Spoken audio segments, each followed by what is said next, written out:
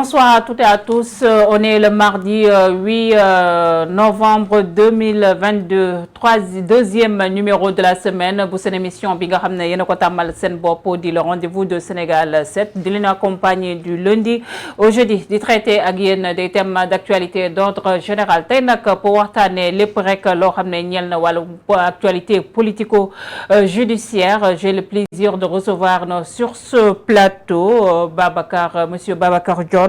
Il est journaliste, analyste politique, directeur bu publication bu journal Li Quotidien tey nag fas yéene naa ànd ak moom waxtaanee lépp rek loo xam ne ñeel na wàllum concertation bi nga xam ne le président de la République Macky Sall amal na ko samedi bi ñu weesu foofu ci palais de la République di leen waxtaanee li nga xam ne moo nekk audition Ousmane Sonko sur l'affaire Adji Sarr ba tey waxtaanee li nga xam ne mooy arrestation bi nga xam ne def nañ ko suñu confrère kii di Pape Alé Niang ñu ñuy wax rek sànq ci information kii di Pape Alé Niang nag moom am na li nga xam ne mooy retour de parquet par rapport à cette affaire waxtaanee yooyu les sujets yëpp j'ai le plaisir de recevoir sur ce plateau ko duma ko annoncé rek grand Babacar Dione salaamaaleykum grand. maaleykum salaam Diab di amati mbégte ñëw Sénégal 7. léegi Sénégal 7 moom sama kër la ah. c'est vrai. voilà am plaisir vraiment ñëw fii pour ñu waxtaan ci actualité bi. très bien surtout que presse bi daf ci am place bu am importance ci actualité bi. merci beaucoup tey nag actualité bi mun nañu wax ne ñun waaye presse am nañ ci cër bu am solo par rapport ak l'affaire bi nga xam ne ñun koy teg ci ndodd kii nga xam ne mooy Pape Alé Niang mun nañu wax ne suñu confrère la selon les informations yi nga xam ne ruus na fi kii di Pape Alé Niang nag déféré nañ ko au parquet ñoom nag luñ koy toppee rek ci fàttali Pape Alé Niang dimanche bi ñu passé rek ce 6 novembre lekk waaye sûreté urbaine arrêté placé ko en garde à vue moom nag luñ koy reproché mooy un rappel de la subversion recel et diffusion de documents administratifs estampillé secret et propagation de fausses nouvelles nga am ci ban jàngat grand. waaw di la gërëm jàpp ci invitation bi di ci am naqar. oui ça je peux le dire ainsi parce que Pape Alé sama rakk la. sama rakk la yàlla boole ñu Sud dans le groupe Sud. c'est vrai mu nekkoon Sud FM commencé fa. man ma nekkoon Sud Quotidien ñu nekkoon benn immeuble FAD. immeuble FAD ñu nekkoon au 5e étage. ñu nekkee à droite ñu nekk à gauche. foofu la ñu xamante mën nañ ko wax. ba nga xam ni mën naa ne premier grand reportage am ci audiovisuel man mii lañ ko jël teg ko sama loxo. ok parce que mu tombé woon ak 2000 jëm 2001. loi référendaire bi nga xam ni voté nañ ko Ablaye Wade voté na ko. jour boobu comme parfois dañ doon bañ ñaari oto di génnandoo. ñu ne léegi oto Sud Quotidien wala Sud FM nañ jël benn oto. ñoo ànd donc defandoo reportage. voilà mu ànd ak man ñu def ko. ñu liggéey noonu ba yàlla dem ba daanaka xarit sax dugg si. Ablaye Wilane ak ndeysaan Tamsir Jupiter. fa mu nekk yàlla na ko yàlla yërëm xam nañ ci dara. parce que chaque jour on était ensemble seq jàmm.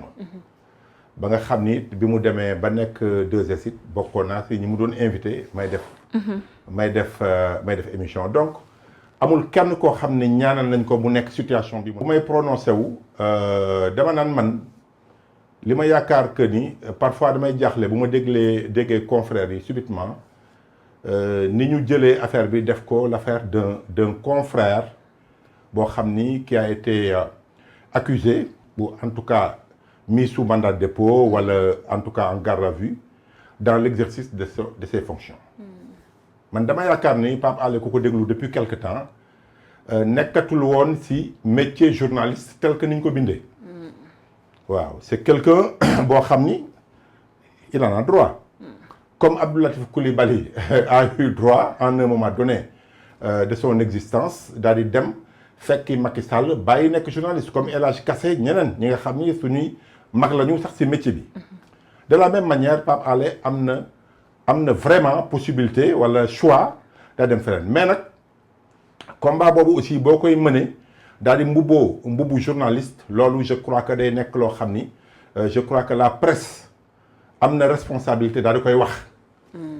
moo tax je le dis j'étais un peu surpris bi ma gisee un ensemble de journalistes d'organes de presse daal di génn def point de presse alors que muy Pape Alé muy keneen am na nu ñuy exercer métier bi ñoom ñu xam ni tegwul kat ñoom ñooñu correct ak Synpics parce que Synpics dugg na ci ni ñu ko gisee ni ñu leen ko jàngalee ni ñu koy appliquer ñoom ñëpp ma xam leen muy Thior muy Ibrahima Lissé di samay xarit ma xam ne dañuy appliquer métier bi ñoom gisuñu ko ci ne ko Pape Alé doon appliquer depuis quelque temps bi muy def métier waaw di wax ni mu ko bëggee ni mu ko soobee te ñoom taxuñu wax man je peux le dire aujourd'hui parce que benn jour nee naa la ñun ñëpp dañ fay nekk parce que on peut dire que léegi ñooy nekk mag yi nga xam ne ni ñoo def ci métier bi on doit pas avoir peur de nos idées amul parce que loo xam ni quand même une trentaine d'années presque ñi ngi ci di ko liggéey bu tollee benn moment suñu mag yi bi ñuy wax bi ñu naan wax ni le monstre est là temps Ablaye Wade boobu kat bu dara songee presse bi am na mag yoo xam ne kat ñoo fi nekkoon ñu toppoon seen ginnaaw muy Babacar Touré muy Abdoulaye Ndiaga Sylla muy Sidy Lamine Niass fa mu nekk yàlla na ko yàlla yërëm muy Laye Bamba Diallo Issa Sall ñoom ñëpp bu ñu jógandoo même boo tooñee sax mën nañ la ne yow kat tooñ nga wala maanaam réguler la presse léegi nag on a l'impression que presse bi tumuranke na loolu de telle sorte que presse bi ni muy dawale parce que bu fekkee am na des acteurs politiques attaqué nañu presse bi di leen saaga di leen xotal wax naa ko fii sa plateau ñoom ñu yore ay structures yoo xam ne ñoo war a nekk les premiers boucliers de la presse waxuñu si defuñu si Pape Alé fii la taxaw di attaqué ay nit des organes de presse donc fi ma nekk monsieur El Hadj Ndiaye lu nekk mu yàq ko à l'antenne est-ce que dégg nga benn structure de presse daal di taxaw daal di ne non di ngay def même bu dee yedd ñu def ko man dans l'exercice de mes fonctions sama journal lii quotidien benn moment mën naa wax ni jéggi naa yoon am na traitement boo xam ni def naa ko ci élection locale yi en faveur d'un candidat ñëpp seetlu ko benn moment il fallait rectifier le tir ñu nangu ko waaye ñu waxtaan ñu ne ñun amuñu droit yàq journal. grand bu ñu xoolee aussi par rapport ak qualité casquette journaliste d'investigation bi nga xam ne mun nañu wax ne depuis un certain moment kii di Pape Alé moom la épousé est-ce que mënuñoo nangu aussi kii di Pape Alé mu am ay sources yoo xam ne peut-être les journalistes yi nga xam ne nekkun ci domaine boobu tamit ñu am ko est-ce que ak l'attaquer par rapport ak li nga xam ne mooy document administratif estampillé te xam ne un peu partout dans tous les pays du monde les journalistes d'investigation dañuy am au-delà de l'information aussi. mën na nekk comme man dewuma ci bi ci biir. xam ni la mu brandir j'étais pas là-bas. pour xam ndax la Ousmane Sonko brandir loolu la wala brandir Ousmane Sonko dégg naa mu ne sax moom. ci li ma dégg parce que wóoruma que Pape Alé daf ko jëlee ci internet bi donc loolu la du parce que xam na gravité bi mën a am. bu fekkee nit ki wane na document loolu. beneen affaire la peut-être bu ñu ci waxtaanoon ñu xam ci mais li mu bëgg a wax mooy que ni document bi man ne loolu sama idée la ci document secret parce que loolu dañ ko yàgg a kaas ci métier bi daal di ne quand même dafa am ñaari journalistes dañoo nekk entre le marteau et l'enclume ça veut dire quoi yow dañu ne la nga indi boo indee information document secret mais wax naa la léegi brèche bi nga xam ni journaliste mën na say jaar mais yow boo indee investigation nga indi document jox source ñu ne la am sa source nga ne document baa nga ne ñu ne la pourquoi nga téye document donc loolu je crois que ça fait plus de 20 ans. parce que loolu da lay accuser de recette. ñun waxtaan boobu journalistes yi doon nañ ko kaas. daan ne yow boo génnee bu ñu ne la sa source nga ne document bii laa ko jëlee. donc c'est vérifié. ñu ne la waaw pourquoi nag document bi nga téye ko. c'est vrai kon loolu journaliste bi nekk ci situation mais dama bëgg a wax ni. sur la forme dama ni booy def journaliste d'investigation nu mu mën a demee tax. équilibre de l'information ñu ngi ko ciy xaar. c'est vrai. au moins nga laaj yeneen partie bi ñu xam ni kat def nga. ci affaire judiciaire bi la may wax mooy que ni journaliste ba nga xam ni ma ngay traiter information te loolu gisuma ko ci Pape Alé comme bien d'autres personnes yoo xam ne def waaye nag dafa fekk nag Sénégal ni mu bindee mooy que ni gars yi émotion la ñuy demee. émotion la ñuy demee mooy souvent dañuy wane benn soutien boo xam ne ni moo tax on regrette un peu parce que journaliste pour man journaliste waruñu nekk ci position boo xam ni position wu peuple bi la. li ma bëgg a wax xam nañ ko. maanaam ça veut dire que il faut pas hurler avec les loups. parce que benn affaire jóg na war nañoo jàngat mais du point de vue émotionnel rek ngeen tëbandoo jóg daal di wax daal di soutenir mais c'est important que avant muy yegg foofu ngeen artu te gisuma ñoom ñu def ko. on peut comprendre nag qu'un ami parce que plein de gens le font un ami moi je peux valablement bind dara soutenir ko te je vais le faire je le dis en tout cas que Pape Alé en tant que personne en tant que frère il ne mérite pas d'être là-bas. Journaliste d'investigation aussi dans cette affaire Pape Alé parce que moom dafa mel ni comme fu mu toll nii la politique dafa ñëw installé wu bu baax aussi suñu milieu bi. il y a un combat politique boo xam ni. mi ngi ko doon mëne. kenn bañal la ko mais bu mu mbubboo métier journaliste bi pour mener ce combat là il faut que ça soit clair. am na camp boo xam ni ànd nañ ci jàppale la mais amul problème loolu mën nañ ko comprendre même il y a d'autres personnes c'est pas que lui yoo xam ni commencé woon nañ ko ci Ablaye Wade mais bi ñu demee ba ci biir les gens ont compris que en fait c'était un combat politique la ñu doon mener loolu tamit il faut que ñu wax ko mais pour le cas de Pape Alé bu ñu ko waxee ñële mën nañ ko wax de la même manière que loolu la maintenant les gens sont dans des situations difficiles mais bu fekkee la presse dafa jóg am nu mu waxee ñu nit dañuy wax suñu xalaat en tant que journaliste daa dee ne nañu waxee du loolu mooy régler problème bi nañu atu bu fekkee nit jóg na bokk ci corporation bi comme ni ñu ko waxee am nu muy doxalee c'est à eux de dire que kii kat ni muy doxalee booy kat ñoo bokk affaire yi mais vraiment tel mais waxoo dara te xam ne yow lii muy def tegu ko ci yoon tu le sais nga bàyyi ko ba lii fekk ko ci nga jóg naan da ngay soutenir loolu je crois que parfois ça ressemble à de l'hypocrisie te baaxul hypocrisie baaxul bu leen nit ñi jiitalee pour que ngeen di aar métier bi journaliste je crois que war ngeen a weesu que benn affaire jóg nga jóg daal di prononcer wu.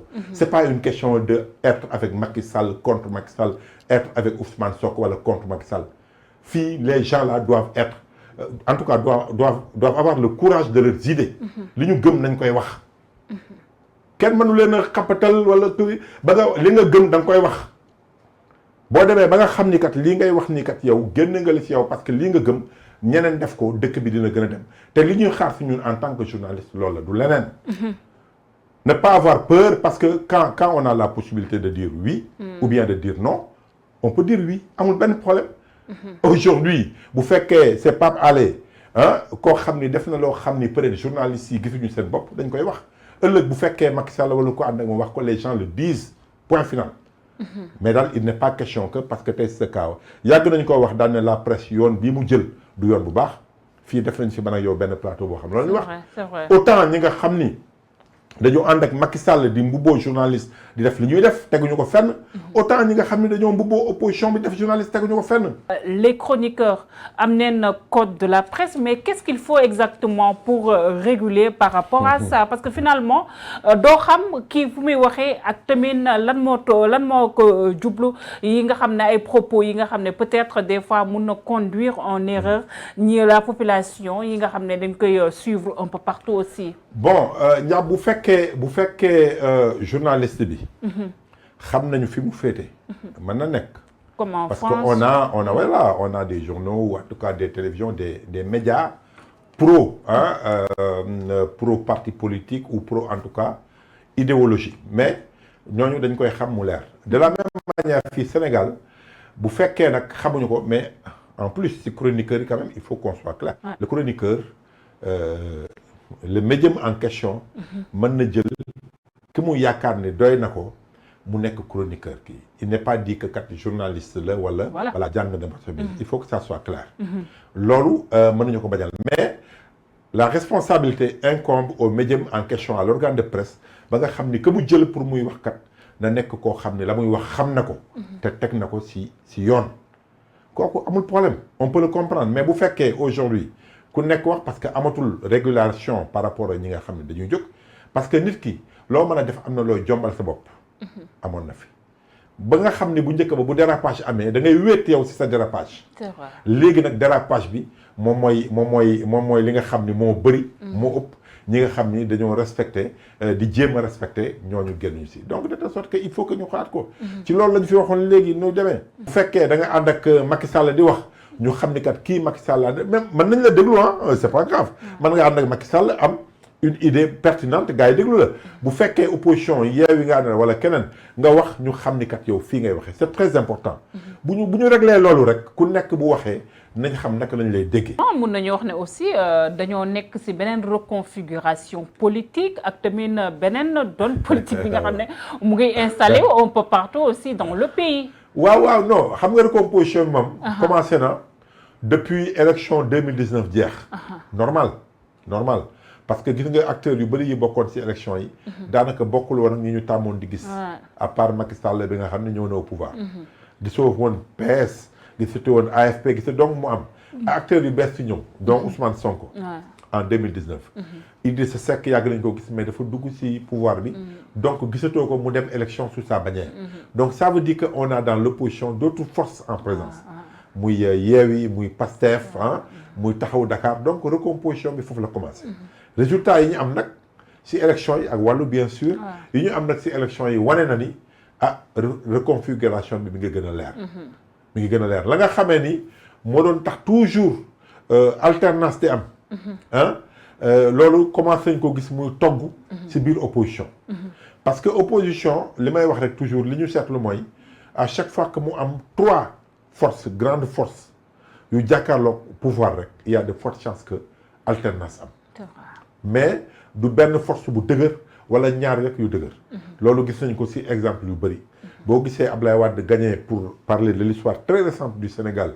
gagné au premier tour en 2007 pratiquement il n'avait en face que Idrissa Seck te Idrissa Seck fekk na mi ngi doog a xuloog moom génnoon prison ñëw dem peut-être mënul woon a am doole pour yóbbu ko deuxième tour bi ñu demaatee 2012 nga xam ni en face Ablaye Wade avait ak kan am le parti socialiste am Moustapha Niasse am Macky Sall am ñeneen yoo xam ni peut-être mën naa fàttali seen tour ñoo ñëpp jàkkaarloo moom ay Ibrahima Fall yëpp tout ça bi ñu amee si biir yooyu ñetti force yu am doole Ablaye Wade dafa dem deuxième tour.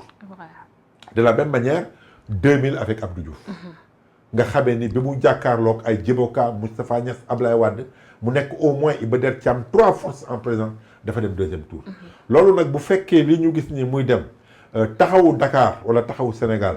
jóg na am doole fii ak 2024 Pastef déjà am na doole il faut le reconnaître mu dem noonu ku mel ni PDS Karim Wade ñëw ñett ñooñu bu fekkee daje nañu jàkkaarloog le pouvoir en place Benno quel que soit le candidat il y a de fortes chances que deuxième tour am loolu mooy indi alternance moo tax man la recomposition politique en cours dafa nekk recomposition moo xam ne en faveur de l'opposition parce que opposition mi ngi gën a wane dooleem te je crois que fii ñu jëm nii loolu la wane daal juste rappeler internautes yi nga xam ne ñu ñuy suivre un peu partout sur nos différentes plateformes je suis avec Babacar Dione journaliste directeur de publication bu journal Li Quotidien ñu amal taxaw seetlu par rapport ak li nga xam ne mooy tolluwaayum réewum Sénégal ba grand dañu continuer waxtaan bi ba tey dem si audition bi nga xam ne mun nañu wax ne taxoon na dëkk bi ñu bëri jaaxle on a vu l'État génne les gros moyens Dakar ñu bunkeriser ko ñi sa force de l'ordre yi même sax la gendarmerie et un peu partout des militaires yi nga xam ne ñu ngi wàccoon un peu partout dans la capitale sénégalaise mais finalement gis neen audition bi jàll na si jàmm ak salaam après le lendemain gis neen Ousmane Sonko voilà comme à l'accoutumée génn na def na son show et on nous parle maintenant de show là il y a pas de show il a fait son show de ce fameux mais bon non je blague c'est pas méchant mais il faut bon Ousmane Sonko il faut lui reconnaître aussi kàngam la si wàllum communication voilà gis neen ñi nga xam ne ñooy garde corps mi ñu teg leen loxo gannaaw bu ñu demee rek tribunal juróom si ñoom finalement da leen juge rek si flagrant délit mardi prochain nga am ban jàngat par rapport ak audition bi incident yi nga xam ne am na ci ak tamit la sortie d'Ousmane Sonko avant et après. Bon déjà sur la forme bu fekkee les forces de l'ordre dañoo génn en masse peut-être que bu ñu génnul woon li amoon 3 mars amaat. Ah oui, vous pensiez? Je ne sais pas hein. Vous pensez que comme que aussi deuxième vague. c'était pas de trop? Ah de trop ce n'est jamais de trop pour une bonne sécurité. Ah oui. Man awma ci problème ci côté boobu. Awma ci problème très sincèrement. Juste pour une audition. Ah oui mais comme que audition wu daaw bi amoon na 14 personnes yu dee. moom dëkk moom la sécurité moom buy am. xam nga léegi boo xoolee sax da ngay génn di gis policiers yi ñu nekk ci mbedd yi. mais loolu dafa neex. parce que ñun je me rappelle dañ doon wax sama benn xarit bu jóge woon. ci Cap Vert mais gars yi nee nañ Macky Sall dañu bëgg a yóbbu ci état policier de. waaw non mais gis nga dëkk bi. gis nga dans tous les pays du monde. yow yàgg nga voyager. xam nga ni yow koñ boo romb benn policier nga fa taxaw. boo taxawee sax taxawaay bu yàgg sax en Europe. boo taxawee taxaw bu yàgg quelque part sax benn policier ñëw ne la ngay def fii. nga ni noonu dafa ma xaar mu ne la circuler. ñu wax dëgg loolu mooy indi sécurité si dëkk. parce que luy indi njooma souvent yooyu lay doon. les Sénégalais n'ont même pas à sortir à manifester ci situation yu demee noonu. du question que dañ koy jàll koy woo nañ la parce que dañ la accusé demal wuyu man loolu laa gëm. bon peut-être dañoo génn parce que c'était Ousmane Sonko waxoon dañ ko comploter aussi. le complot waaw mais non da ngay dem déglu ji non complot moom justice moom. waaw complot man xam nga complot moom. complot li may gis nii complot c'est important nga dañ la complot. parce qu'il parle de dossiers politiques aussi. waaw sur des cas mais je reprends un peu les termes de beaucoup de gens. Pour ce cas privé. Privé? Assez clair. Non, privé. Parce que c'est une personne. Mais nit ñi nga xam ne dañ leen wax ñoo laalee ci dossier bi est-ce qu'on peut parler aussi de privé? man waxuma nit ñi man ak yow ñooy wax ak sénégalais yi ñuy déglu dama ni bi ngay dem salon je reprends un argumentaire peut-être un argument politique. Ouais. Comme parce que ñu bëri des politiciens dañ koy wax. mais dama ni en un moment ci li ma gëm. peut-être que am na lu ci xew. mais dès lors que am na loo xam ne laaj nañ la ko. pour man laaj nañ la ko muy 3 questions essentielles. est-ce que demoon nga foofu. ok man nga ni bon bi may dem dañ ma forcer peut-être. tu peux le dire. mais dem nga. est-ce que séq nga dara ak madame Adji Sarr xale bi. je sais pas trop séquñu dara pourquoi pas. ah mais nee na moom du tontu question boobu. waaw non damay wax rek waaw am na droit non c'est que non li ma bëgg a wax mooy. li ma bëgg a wax mooy yegguñu ci complot balaa complot bi ak. loolu c'est important. bu fekkee am na complot na ko enquête génne. d'autant plus que Ousmane Sonko ci boppam. dans l'affaire Bassirou Gueye le procureur bi muy kii. dafa porter plainte ça veut dire qu'il fait confiance en la justice sénégalaise. pour mu trancher au moins cette affaire-là. bu fekkee nag c'est juste pour la forme aussi ñu comprendre. mais damay wax la ma la waxoon fii je répète la répétition est pédagogique mooy que ni Sénégal gënoon na fay jaxasoo. la justice gënoon na fay jaxasoo. l'administration gënoon na fay jaxasoo la vie politique gënoon na fay jaxasoo ci loo xam ni nag forcing la woon jaay doole. avec le régime socialiste. suñuy maam. même du temps de Senghor avec le PAI ak yooyu tout ça wala sax avant l'indépendance am lu ñu xeex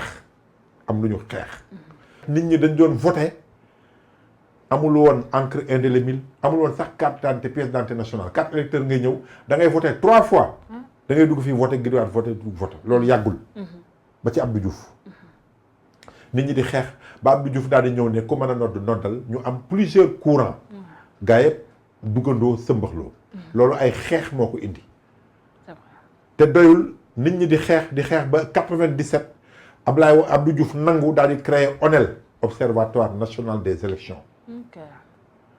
Tout juste avant en 93 le code consensuel bi ñuy woowee de Kéba Mbaye le comité paritaire avec Diété le professeur Diété ñu waxtaan juboo ci condition loolu moo fi indi encre indélébile peut-être encre indélébile après la ñëw moo indi isoloir moo indi carte d'identité moo indi yeneen ñu mën a afficher résultat ba Sénégalais bu nekk mën koo lire maanaam c'est un combat de longue haleine te boobu kat moment boobu géej gi débordé wul bal tàkkul bal tàkk na nag dëgg la am na ñu ci dee waaye c'était dans des circonstances yoo xam ne après day arrêté waaye pendant un moment pendant presque 5 ans dëkk bi mel nii en état d'urgence la nekk si ay kii loolu doon woon yàgg parce que boobu la maturité venait de part et d'autre autant ñi nekkoon au pouvoir ak opposition bi dañ doon waxtaan wax naa benn jour nii 2004 ak 2005 xaw ma yàggul bi Ablaye Wade di signer les accords de paix avec l'abbé Diamacoune feu l'abbé Diamacoune en Casamance à Ziguinchor dafa affrété ñaari avion dugal ci opposants yi feu Amath Dansokho ñoom Ablaye Bathily ñoom Landing Savané te pourtant kenn àndu si woon Ousmane Tanor Dieng kenn àndu si woon ak Ablaye Wade que mën nañu fee def opposition bi xam ni mënu fee def dara loo xam ne seeni mag yu leen jiite defuñu ko fi woon les choses là n'ont pas commencé avec eux te ils ont assez d'exemples à donner bu fekkee Barthélémy Diaz am na exemple papam Jean-Paul Diaz nga xam ni il s'est battu déjà à côté de Ablaye Wade après génn créé BCG Gaindé daal di demal boppam di xeex te pourtant gënoon na fay metti ba nekk ministre de la République de la même manière ñoom ñi nekk fii war nañoo xam loolu Macky Sall c'est pas aujourd'hui que le pouvoir am na roy si ñi nga xam ne aussi ñoo ko jiitu woon parce que Abdou Diouf ak Ablaye Wade moo gënoon a tàng mais dañ doon waxtaan de la même manière Ablaye Wade benn moment seqlu amul woon jàmm ak opposition bi mais dañ doon waxtaan da leen doon woo dañ doon ñëw ñuy waxtaan Macky Sall aussi il faut que mu tijji benn brèche boo xam ne waxtaan mën na am. mais c'est très important fu xew mi toll nii ak tamit mun nañu wax ne relation yi nga xam ne am na diggante ñi nga xam ne ñooy opposition bi rawatina ku mel ni comme Ousmane Sonko nga bëgg ko nga bañ ko moo nekk fu mu toll nii.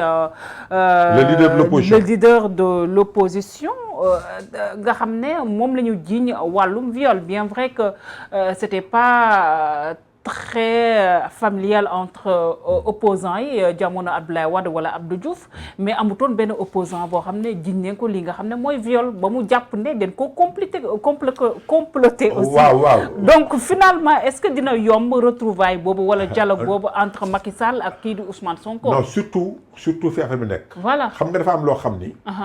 on en est arrivé là déjà. Presque à 1 an et demi, même pas. 16 mois. 16 mois de l'élection présidentielle. On a laissé faire. Autant, parce que li tax mënul yomb mooy que ni la manière de s'opposer de cette opposition, boo xam ni radicale, extrême, duñu ko may dara du ko def même quand affaire Covid bi ñu duggee palais waxtaan ak moom.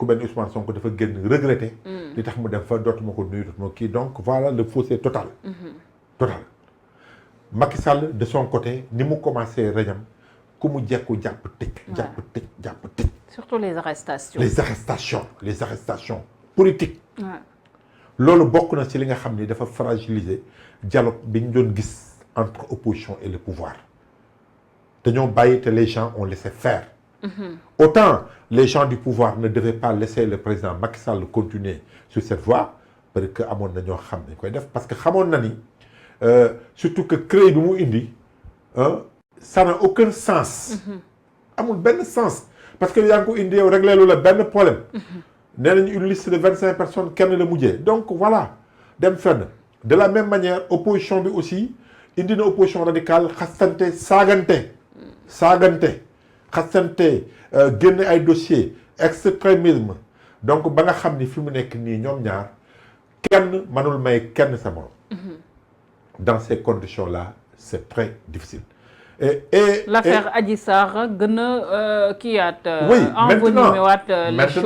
maintenant mooy li may wax nii parce que déjà par rapport ak test d'ADN bi ñiy farandoo Ousmane Sonko ñoom bëgguñ koo dégg parce que ñoom ils n'ont même pas confiance man la justice moom doone non c'est que même il faut que ça soit clair. Ah oui test ADN nekkul affaire u dret Ousmane Sonko a bien choisi ses mots mais du question dret c'est pas une question de sang. question c'est que mën na nekk salive mën na nekk lu nekk. c'est vrai mais boo nee sama dret la ñuy laaj dëkk bi bëgg a tukki kenn laajul dret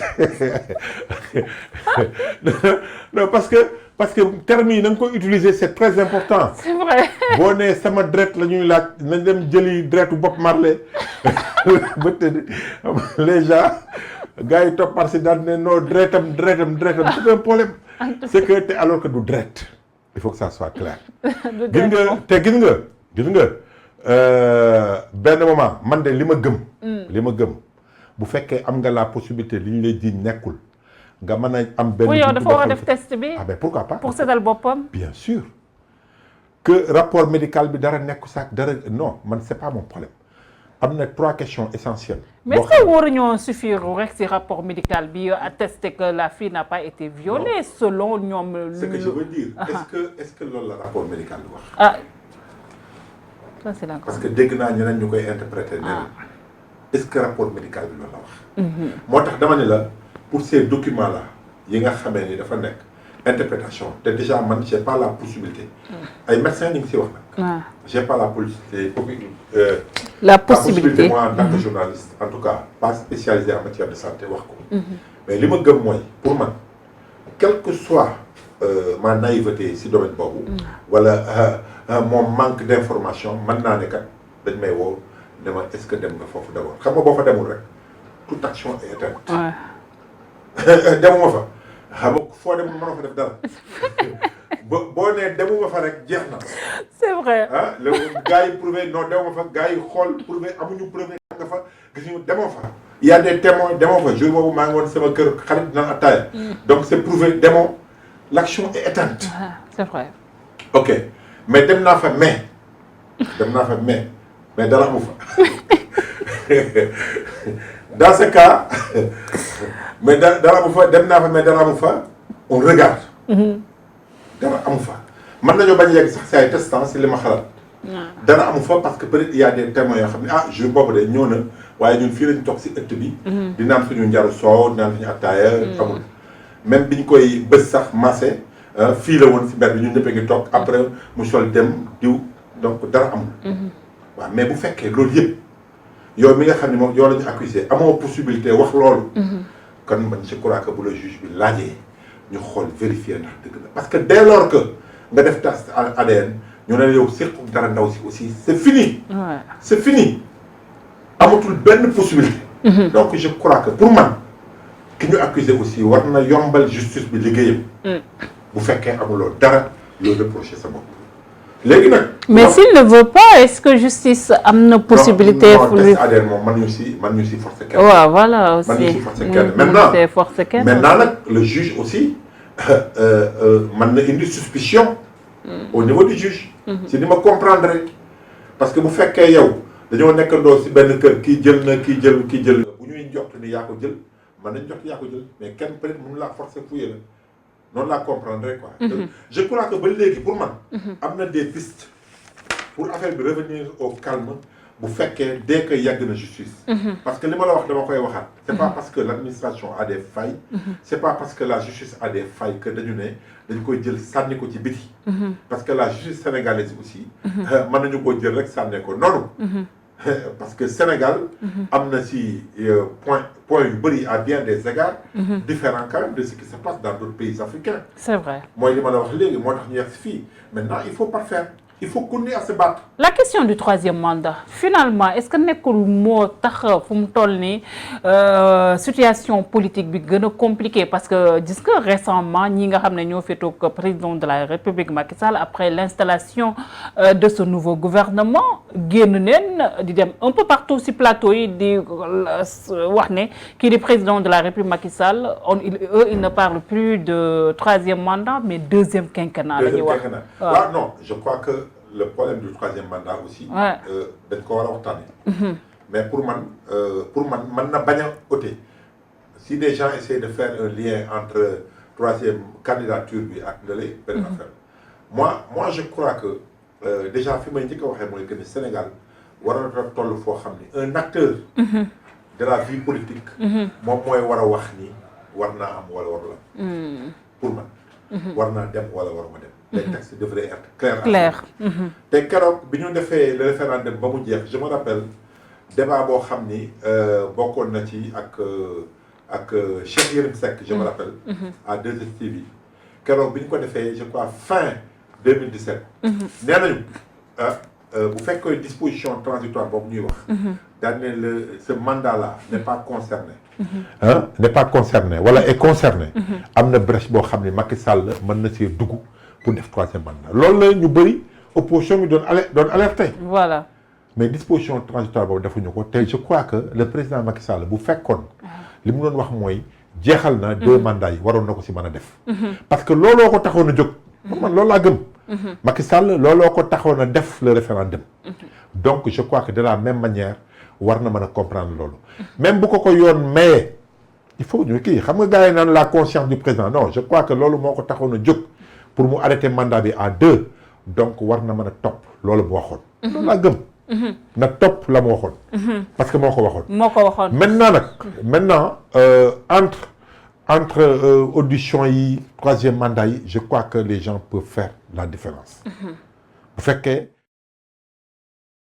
fële c'est un combat politique qui n'a rien à voir fii c'est un combat judiciaire. c'est vrai Adji Sarr bi c'est pas un combat politique. c'est vrai man loolu laa gëm. c'est vrai ñu jeexal par rapport ak 11 décisions yi ak nga xam ne Macky Sall tënk na ko ci 55 mesures rek pour alléger souffrance ci population sénégalaise yooyu na kàddu président Macky Sall mu ngi ko tënkoon rek keroog ci samedi gi gan mu ba mu amulee concertation ci wàllum cherté de la vie bi wàllum loyer bi gis neen mu indi ci waxati na ci gannaaw ba ñu amee loi boo xam ne jàll na depuis 2014 5% ak maximum 20% li nga xam ne moo nekk dans des denrées de première nécessité gis neen aussi mu indi ci benn légère baisse par rapport ak denrées yi ak surtout le loyer est-ce que yaakaar nga ni dina am li nga xam ne mooy suivi.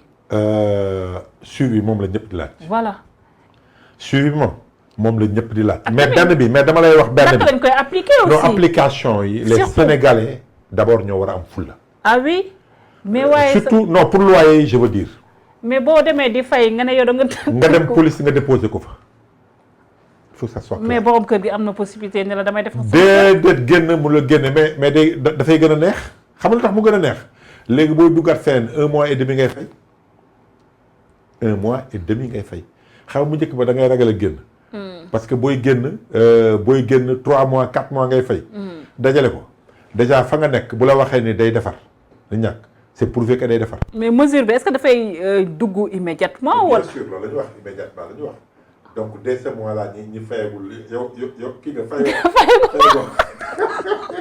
boo fayagul génne ko ci non génne ko ci non parce que il faut que Sénégal yi fulla parce que en tout cas non dama dégg parce que c'est important. mais il faut aussi loyer bi nañ ko wax tëddee mais dafa cher. non mais dafa cher non seulement liñ ci wàññi sax daanaka la ñu yokk moo. dëgg la. mais damay dégg Sénégalais yi ñenn ñi naan waaw ñun daal ñi ngi xool borom kër gi daal moom day mel ni bëggul wàññi ma ne ko c'est pas votre problème. voilà c'est pas votre problème. c'est pas yéen bu weer bi deewee 100 000 ngeen doon fay wàññi lañ leen 20% 80 000 francs ngeen fay yóbbu leen ko 80 000 francs yi jox ko. bu ko bañee jël demal police nga déposer ak sa lettre déposer daan ne lii kii police woo ko mu ñëw jël xaalis. en plus un pays comme le Sénégal aussi surtout les salaires ne suivent pas moi nit yi comment ils font ça. xam nga wax nañ ne ni Dakar est la ville la plus chère en Afrique de l'Ouest. c'est l'une des villes les plus chères en Afrique de l'Ouest. et même dans le monde. loolu dafa jaaxal ñëpp nooy mën a dundee dans ces conditions là. c'est terrible. nooy mën a dundee dans ces conditions là Dakar moom vraiment Dakar moom dund fii moom daanaka. non enfer la enfer la fii les gens là moo tax gars yi dañuy taaba rek. je te jure si lu nekk la ñuy dugg si lu nekk la ñuy dugg. armat ba sonn armat si lu nekk taaba si lu nekk.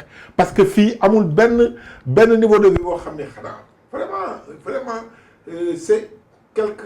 même avec un salaire d'1 million doo si génn parce que y a la famille élargie aussi. doo si génn waxuma lay fay mais fii boo naree jël location les minimum.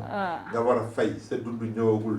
la privatisation de l'école sénégalaise bien vrai que président Macky Sall aussi indi na si ay. non c'est vrai que y a des efforts qui ont été faits. finalement effort yi nga xam ne grand mun nañu wax ne carrément on applaudit mais lii yëpp bu ko commencé woon si magistère est-ce que tey dina am conflit bi ak les Sénégalais. pertinente question. Ouais. parce que je crois que benn moment l'option c'était que les infrastructures. bu ñu waxee nga ni non il y a l'aide sociale et tout ça non je crois que ça devait être une option sérieuse. l'option sérieuse mooy que ni Sénégalais yi gis seen bopp nga gën a defee nii mobiliser kii bi bon entre-temps c'est vrai il y a des choses qui sont passées muy Covid bi muy également guerre bi yooyu mu am inflation partout. mais ñaata tonne de ceeb ñaata milliards état bu la ne def naa 614 milliards ci subvention électricité bi ñu ne la yow boo jëndee gasoil 600 francs daanaka état bi def na ci 400 francs 300 francs mburu mi ngay lekkee jëndee 175 francs daanaka état bi chaque pain def na ci xawma ñaata ah donc maanaam la subvention est là loolu bokk na ci lu yokk coono état bi mais tu as raison l'option première Sénégal et surtout je crois que depuis 10 ans le président Macky Sall avait la possibilité ñu gën a defar suñuy production intérieure un exemple quand on te dit que l'oignon liy yàqu ci oignon bi plus de 30% la entre 20 et 30% te yow mënoo fexe am stockage boo xam ni fi nga koy denc da ngay béy du yàqu ba ñuy béy mën koo exploiter mais yow benn moment da ngay tijji pour ñu importer alors que soxla woo importer nga war a organiser producteur gis seen bopp Sénégal yi gis seen bopp ak yeneen yoo xam ni boo ko transformé woon fii au niveau du Sénégal muy ceeb beeg la. industrialisation. c'est vrai réussir li nga xam ne mooy ne suñu autosuffisance alimentaire est-ce que aujourd'hui du am te boo waxee industrialisation sax mën nañoo tiit si yenn yi c'est juste des unités de transformation des unités de transformation yoo xam ni mën nañ koo def yu demee noonu ngay stocké li nga xam ne day yàqu ñu gën a def loolu gën a gérer gis nga ceeb bi liñ la si wax yaa ngi dégg baykatu ceeb yi naan la même picc yi ñi ngi koy yàq ils sont pas protégés te yow nga am la possibilité ni la ko nit ñi waxee nga bayee ceeb bi ngay dund yëpp fii au Sénégal c'est possible mais pourquoi on le fait pas on se pose des questions il y a tellement de questions qu'on se pose que finalement booy laaj ministre yi boo leen di laaj mais lan moo tax defuñu ko non on y est mais dafa yéex na ba nga xam ni les gens se posent des questions loolu nag la ñu mën a dimbalee Sénégalais yi ils nous ont parlé de 100 ñaata logements sociaux 100 000 logements sociaux anañu ba léegi ñu ngi si pare alors que loolu la mën a demee pour que Sénégalais yi mën a génn Dakar wàññeeku ñu ngi si mais fu ñu toll depuis qu'on en parle man dëgg-dëgg bu fekkoon c'est une option sérieuse wane nañ ko amee heure bi dina feeñ donc je crois que li ñuy wax lu bëri ak ni ñu koy jëfee méngoowul. mais surtout le suivi par rapport ak li nga xam ne ces mesures surtout loyer bi. parce que Sénégalais dañuy dese xam aussi seen ay droits aussi tamit loolu tamit war nañu organiser ay plateau ay débats. mais il le faut loolu laa lay wax ne Sénégalais yi il faut que ñu wax ak ñoom. li tax Sénégalais ñuy wax ak ñoom mooy que ni il faut que ñu sensibiliser leen. comment à travers les radios à travers les plateaux télé en langue nationale bien sûr ñu comprendre ni kat ñoom lii seen droit la. yow li nga moom jël ko. xam nañ su bëri yooyu gis nga li ñu moom nañ ko jël mënoo c'est vrai dossier yoo xam ni amalu leen benn njariñ yow ñu ne la wàññi nañ la presque 20 000 francs wala sax 50 000 francs ci li nga doon fay mais sant yàlla war a xool loolu mën na la xaj feneen ah benn xarit mu ne ma man 30 000 francs lay wàññeeku léegi mois bi ma ne ko non da ngay yéex a fay nag comme le 5 passé na nag bu ko ci dugal waaw bu fekkee compte am 5 la na nga xaar ba mois prochain mu ne ma 35 000 francs laa am si liñ ma wàññil mais sant yàlla ah c'est bien loolu ceeb la ak diwlin daanaka ndugu kii la ah donc loolu c'est important jarul xeeb par rapport lañ ci jënd mais Sénégal pour ñu génn si guute bi il faut que ñu organiser de telle sorte que ñuy produire au niveau national ba nga xam ni kat dootuñu soxla blé wu peut-être Ukraine dootuñu soxla feneen ak feneen da ngay gis sax loo xam ne yow fii nga koy defee ñu si am. war ko moom c'est possible mais boobu rek na wàcc si Sénégal yi nga xam ni c'est vrai que c'est des métiers très techniques mais surtout les entreprises li ñuy woowee peut-être RSE la wala leneen mais en tout cas fañ koy exploiter na si Sénégalais yi gis seen bopp. mu bañ a nekk comme ce qui se passe à Kédougou wala noonu l'or et le diamant qu'on exploite te ña fa dëkk peut-être pour ñu am lumière sax problème la. loolu du yoon. merci beaucoup grand waxtaan bi. neexoon na kon baax na. c'est un plaisir de vous recevoir. comme d'habitude. le dernier mot. bon dernier mot mooy loolu rek wax si li ma intéressé mooy sénégalais yi nañu xam ni lu ñu am seen droit la nañ ko jël. loyer bi nañ ko jël borom kër gi ñi nga xam nag dañoo néew doole xam nga dañoo néew doole. boo néewee doole booy wax manoo kaas parce que yaa ngi am ñaari weer ñetti weer.